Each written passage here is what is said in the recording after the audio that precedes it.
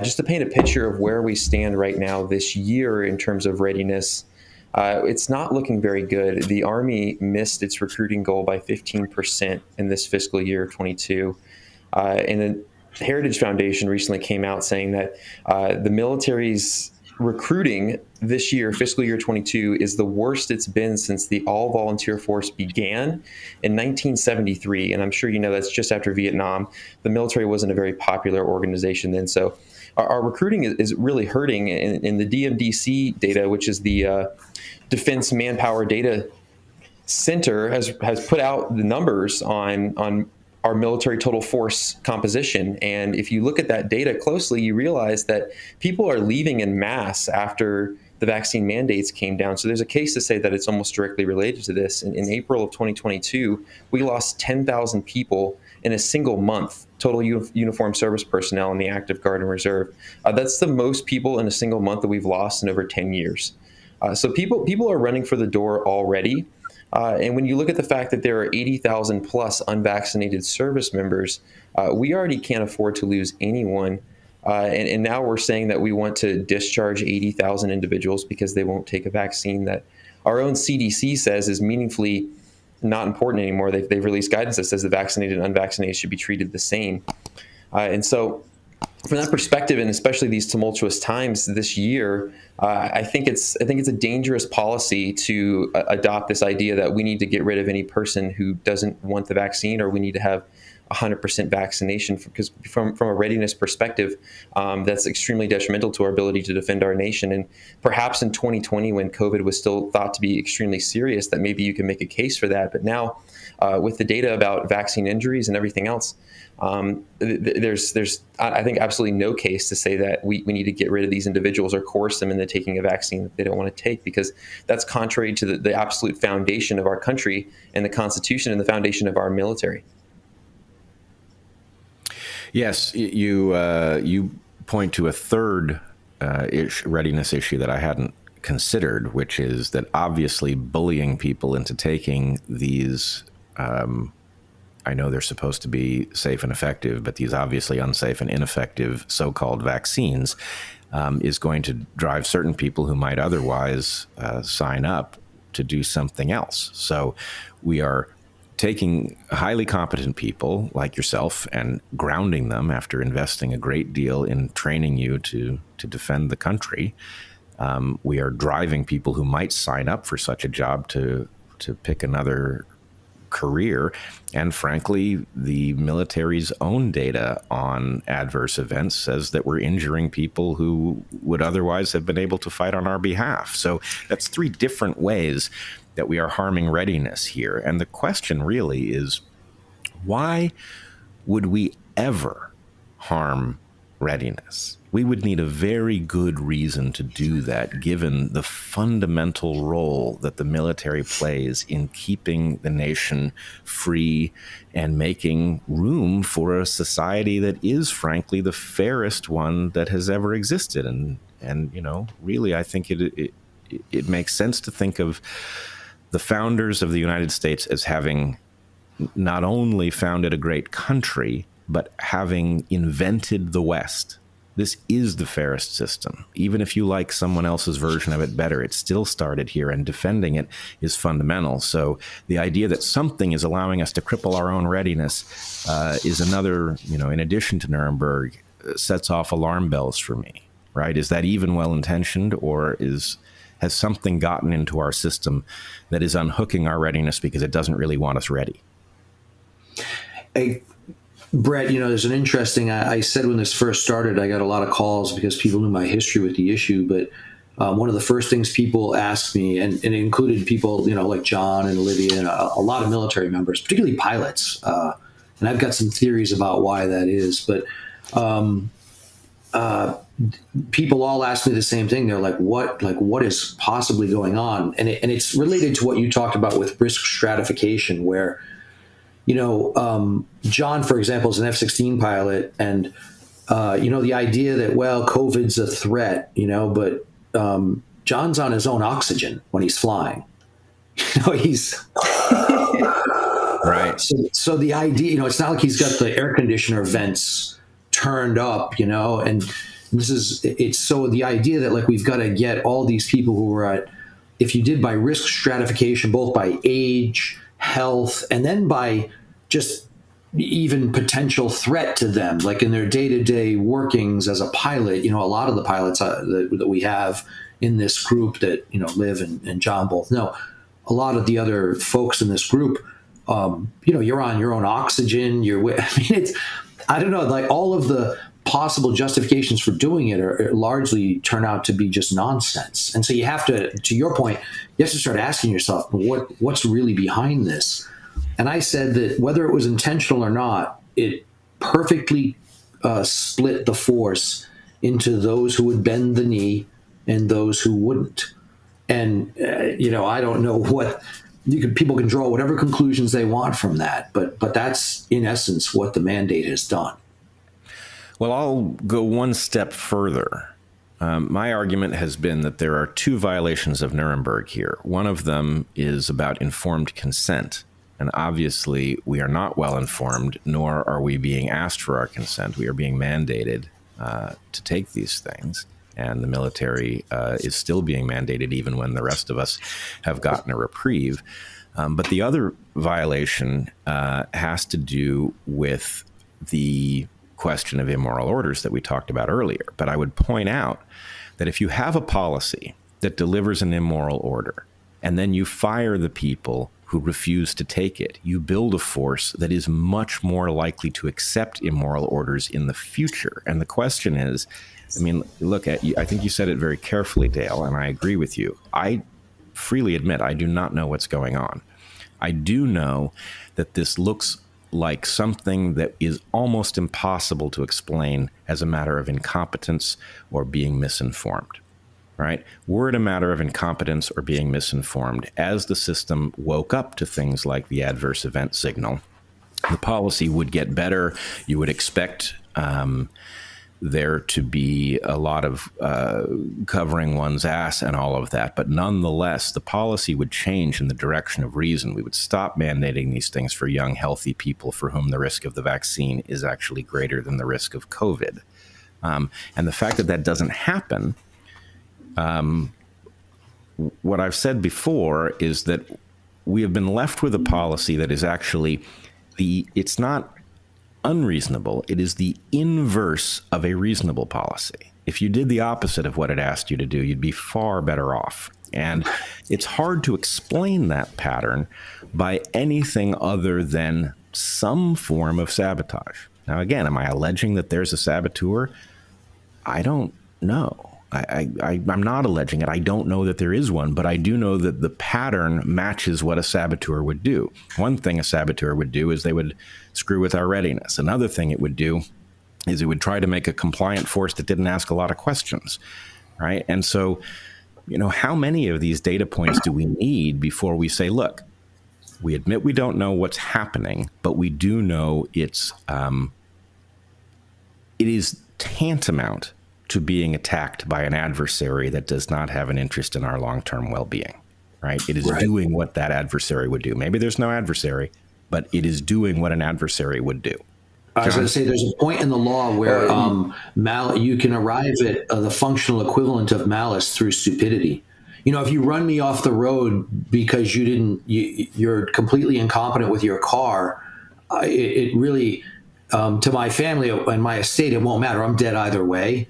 And the only difference will be what level of, criminal incompetence you can be criminally incompetent, you can be criminally negligent, so at some point stupidity can become the functional equivalent of malice, or incompetence can be the functional equivalent of malice. But I'm with you. I don't see incompetence here, because what I see is, now I'm in three different cases with this, and I help on others, but the beast reacts. And even as the orders change, to your point, Bret, you're saying we would see some competence, we would think, or you would see some changes. You see, what's really interesting is you see some of the changes in print, but never is there a retraction or a go back from the position. In other words, the DOD, the CDC, the FDA will put things out that suggest, yes, we recognize things are changing, but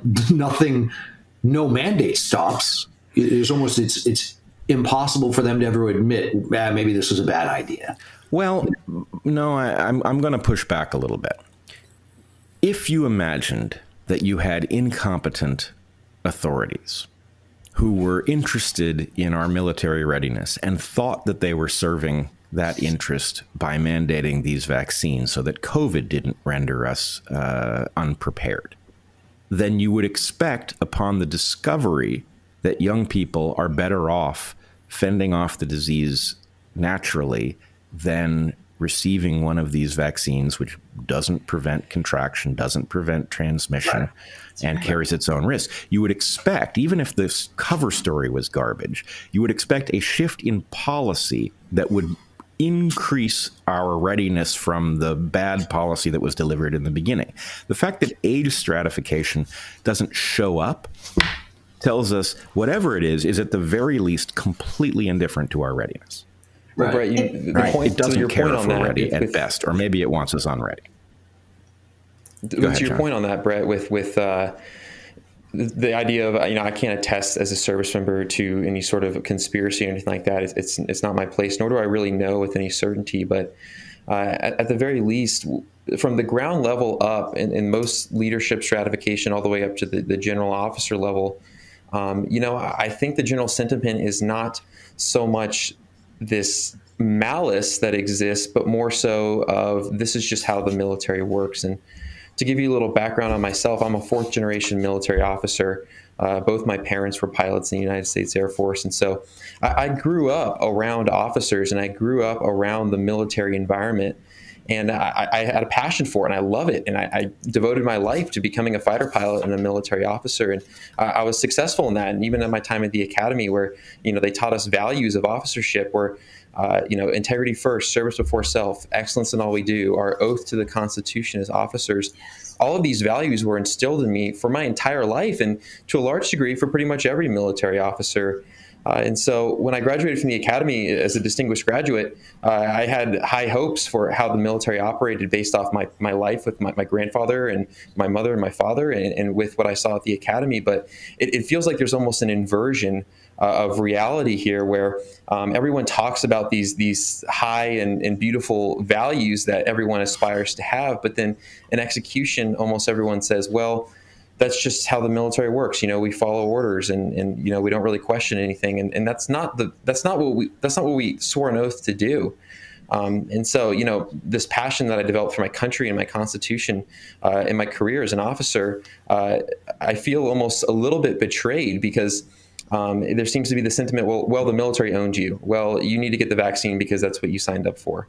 I didn't sign up to take anything with mRNA in it when I entered the military in 2015 as an academy cadet, nor when I commissioned in 2019.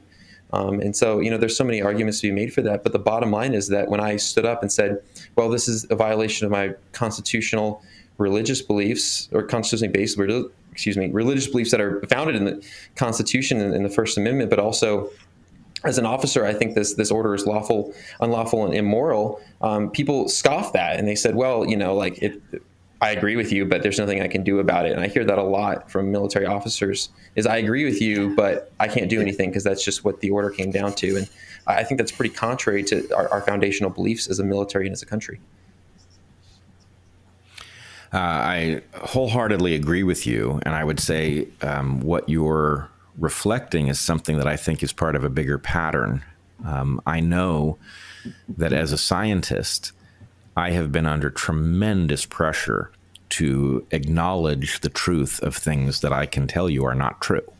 Now, I don't know why I'm being told not to do the job I trained for, but that message has come through loud and clear on every channel. Do not behave as a scientist.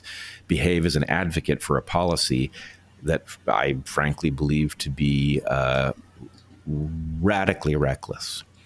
And I think we can say the same thing about journalists, for example, right? They are being told not to report certain stories, only to say things that adhere to a particular perspective.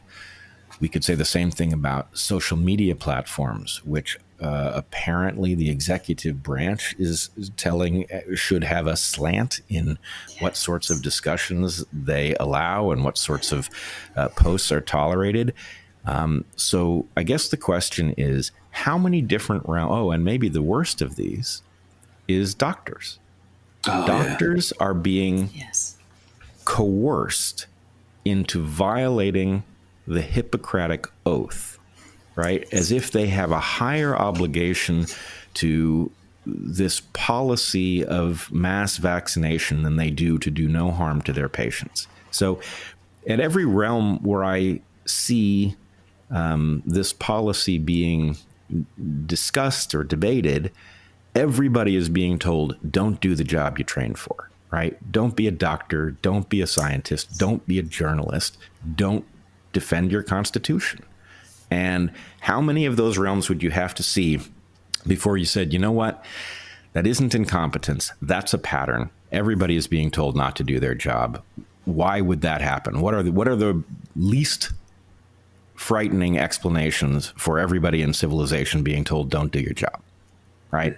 And the problem is we can come up with the least bad explanation, but they're still pretty bad.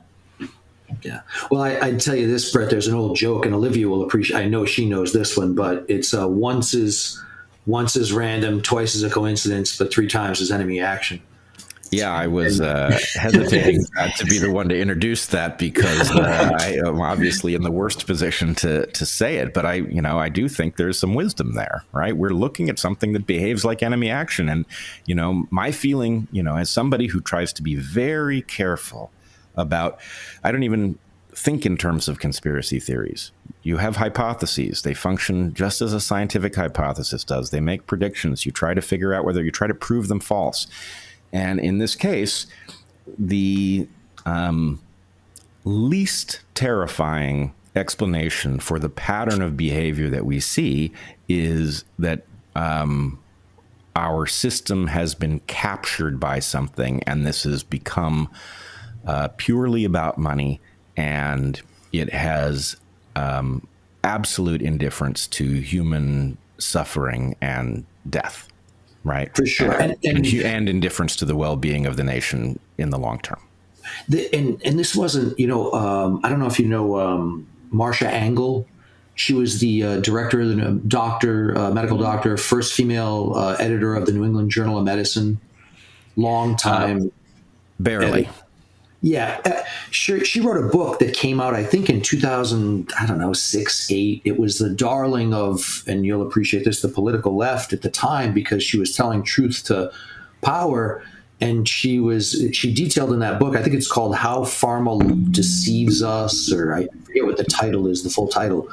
But essentially the book details, in her role as head of the New England Journal of Medicine, she just lays out that in her view and experience, the pharmaceutical industry had the regulatory capture of the Food and Drug Administration by pharma was complete during her watch. And the book was hailed as a triumph, and how wonderful and truthy, and how it told the real truth. And then now if you go look at, you can find articles that are sort of why Marcia Angell wasn't really correct about pharma.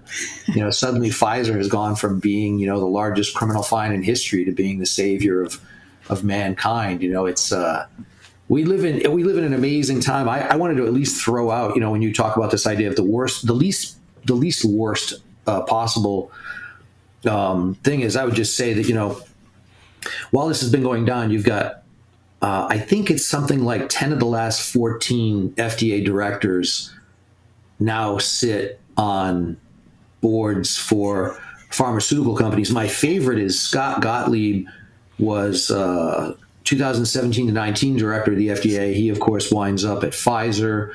And then the Trump guy, Steve Hahn, comes in from 2019 to 21. In January of 2022 or 2021, he approves Spikevax. Less than 6 months later, in June, he's sitting on the board of directors for the company that owns Moderna, which itself took DARPA money. At some point, the FDA owns Robert Kennedy at Children's Health Defense made the claim that that the FDA is fundamentally a pharmaceutical company with regulatory power. And he said, oh, they've got 31 patents. And somebody decided to do a funny fact check on Robert Kennedy. And they said, fact check, it's not 31 patents, it's 57. And they own, they own something like, they've got a $4 billion IP portfolio. So 42% of the vaccine regulatory budget for enforcement, 42% of it is paid for by user fees from the pharmaceutical industry. So if I paid 42% of your salary, you're a regulator. I mean, how can you how do we pretend that this is all okay? I mean, it's as bad as you could possibly imagine. It would be like the SEC having a stock portfolio.